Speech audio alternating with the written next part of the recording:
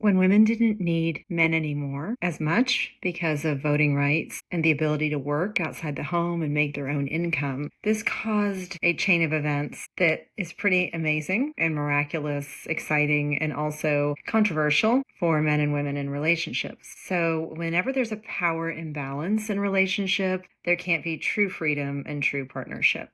It is essential that women were able to have some freedom and make their own money and have rights and be able to own houses and all the things we can do. And sometimes the pendulum has to swing pretty far before it settles. So when we encounter women that are very angry at men and very belittling, castrating, this is okay. This is part of the wounded feminine expressing herself through rage and anger. It's the shadow. But we've had thousands of years of pretty serious oppression, being owned, sexual violence and witch burning and inability to be our authentic selves and be conduits of spirituality and have some semblance of respect in society. So that anger is going to happen, and there's actually nothing wrong with it.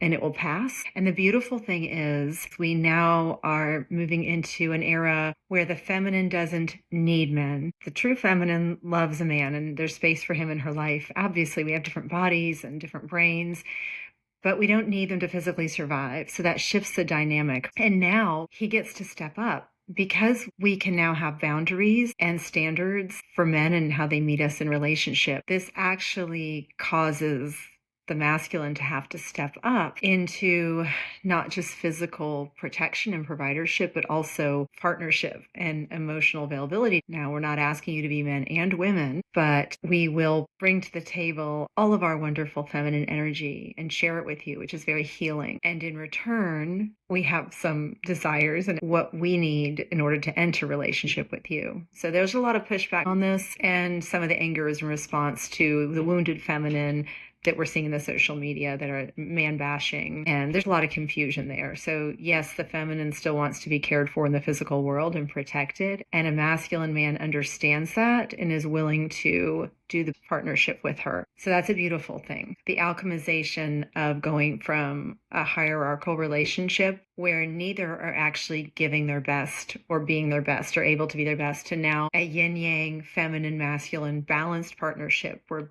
both give the gifts their best at giving, from a state of the world where it was inequality, where neither partner can give their gifts in the best way or receive, to a partnership, the yin yang, the balanced masculine feminine energy, where both can get nurtured in the way they need the most. That's where we're at. And it's beautiful.